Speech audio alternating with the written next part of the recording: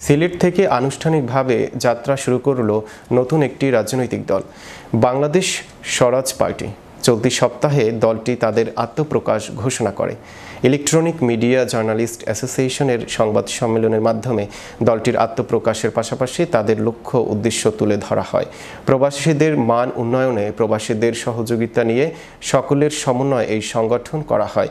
দলটির প্রতিষ্ঠাতা আহ্বায়ক গিয়াসউদ্দিন আহমদ সংবাদ সম্মেলনে বলেন, বাংলাদেশের জনগণ পরিবর্তন চায়, আমরা সেই পরিবর্তনের ধারা তৈরি করতে চাই। দেশের উন্নয়ন ও জাতির কল্যাণই আমাদের মূল লক্ষ্য।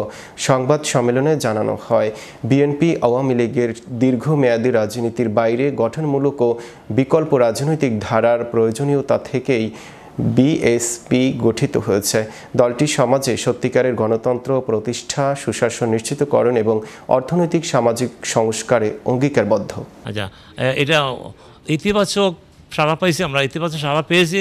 প্রবাসে যারা আছে দীর্ঘদিন ধরে, যারা অনেকটা রেডি কিনা দীর্ঘদিন ধরে অনেকে তারা হতাশাগ্রস্ত ছিলেন, মানে তারা দিক নির্দেশনা পাননি। এখন তারা বাংলাদেশের রাজনীতিতে ইতিবাচক ভূমিকা যখন দেখছেন, তারা অনেকেই সাড়া দিয়েছেন যে আমরা বাংলাদেশের রাজনীতিতে সম্পৃক্ত হব, এবং তাদের নিয়ে স্ব জেলা তারা কমিটি গঠন করবেন, এবং বিদেশ থেকে বিভিন্ন জেলা থেকে জেলা না দেশ থেকে তারা এসে রাজনীতিতে সম্পৃক্ত হবেন, দেশের উন্নয়নের কাজ করবেন।